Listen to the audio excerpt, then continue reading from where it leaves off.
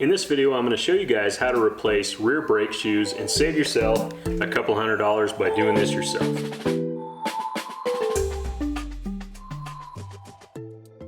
Okay, so there's not a lot of tools that's involved when doing a job like this. You primarily just need quite a few different needle nose pliers or different style of pliers, a few flat-headed screwdrivers. You can also pick up some of these spring tools here that are specifically for doing rear drum brakes. I will put a link below the video so you guys can check out the different tools that I use for this project. It's also nice to have a magnetic bin to put your springs and hardware in, and a set of sockets and a ratchet. It's always good to leave one side all the way together so you can go back to the other side and view to see how to put the springs back together. Another thing I like to do is take a few shots with my cell phone of the springs so I can quickly reference without having to get up and go to the other side. I can just take a quick look at my cell phone and see the different springs, the way these little clips are in here. You can notice like this one here on this horseshoe clip, it actually has a little washer behind it where this one doesn't, this one doesn't. So those are the kind of things that you want to take special note before you take things apart. The first thing I recommend starting with is this top spring right here. And there's a couple different ways to get it out of there, but you can just take a screwdriver, jam it in there like that, and it's gonna pop out. Okay, so now we've got the top main spring and the small bottom spring out. You've got this additional spring right here.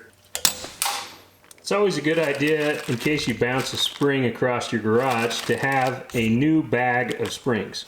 Go ahead and take one of these spring removal tools. Unhook the little horseshoe thing right here, and you can leave this lever hooked up to the cable. Once you get the horseshoe pushed up a little bit like that with pliers, you then can just take some flat-headed screwdriver and pry it the rest of the way out. Okay, so now we've got this shoe off. Now we've just got to take this shoe off. And don't undo these little things, because you want to be able to kind of pay note of how this adjusting mechanism comes apart. This vehicle is a little bit different in its self-adjusting mechanism. So it doesn't have a star wheel in here. Many vehicles have a little star wheel that clicks and you turn to adjust the shoes to tighten them and loosen them. This has a self-adjusting mechanism that you can adjust, and I'll show you guys how to adjust it a little bit. But you want to leave these little clips together so that you can look to see how this is put together on the other side. So wait to take these two off until you get it all the way apart. So go ahead and take this spring off, and then you'll pull the shoe out and you can see the other side on how that mechanism goes together.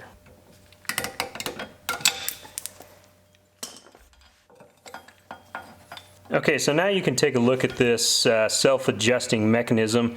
You can see it has this spring here like that, and then it has this little thing.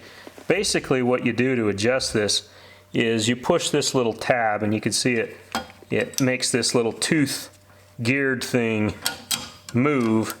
The way this mechanism is, it actually just self-adjusts when you press the brake pedal down. However, you do need to do some adjustment when you're putting the brakes on, so it's good to know how this mechanism works.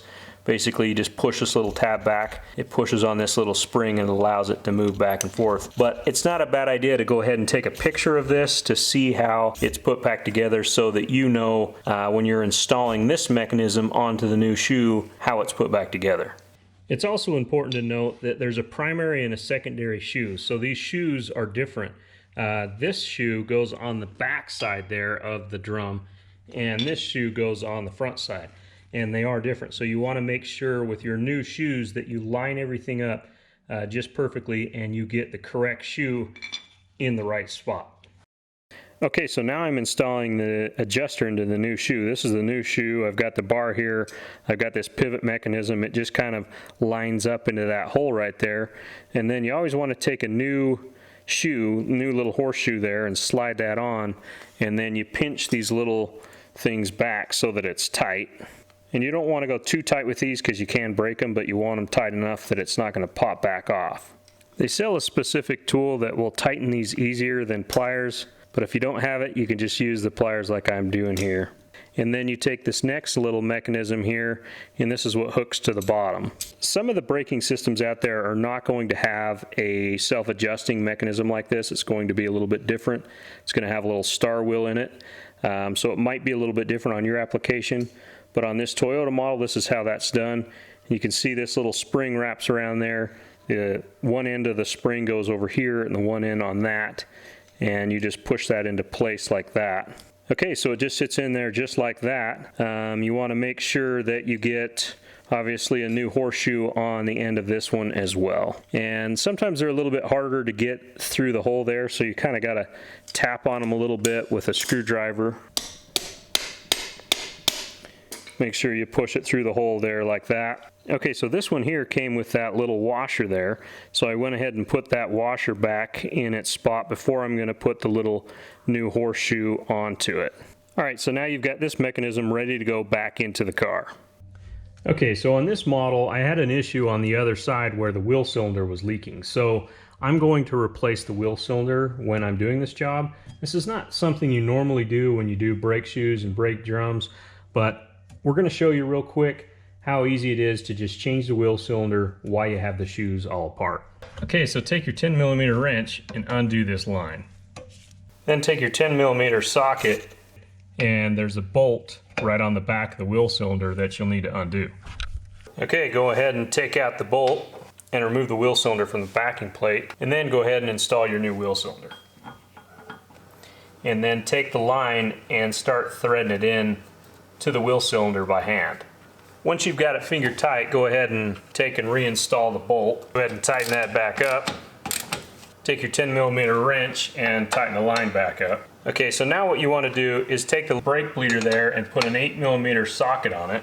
Then you want to loosen this up just a little bit and just kind of loosen that little nipple out a little bit. Make sure that your brake fluid is full and that you add brake fluid to the reservoir, and just let this keep bleeding until it's fully gravity bled. With the brake bleeder just loose like that and the car raised up a little bit here in the back, it's going to eventually push the air out of the line, and hopefully it'll gravity bleed all on its own. If it doesn't gravity bleed on its own, then we've got to do a manual bleed to the brakes. While that's gravity bleeding, go ahead and add a little bit of brake fluid to the reservoir. Alright, so now it's time to install the new shoes into the backing plate. Take this little locking washer and push it onto the new pin like that. You want to position this little washer so that it doesn't pop off of there. So you've got this shoe basically somewhat in place, and then go ahead and install the other shoe. Take the parking brake cable and hook it up to that top mechanism, pivot mechanism there.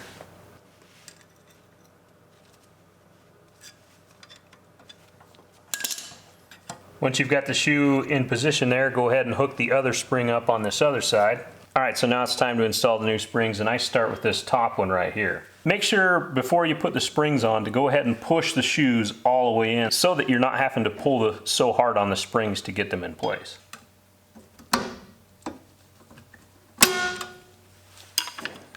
And then do the same thing with this bottom spring here. Position that into place. There you have it. You have the main two springs, you have these two holding springs, we've got this top spring, the bottom spring. Now you've just got this final adjustment spring that goes on this shoe here and connects to that little rod there. I find this easiest to do with a hook tool. Just take your hook tool, pry it into the spot where it needs to go.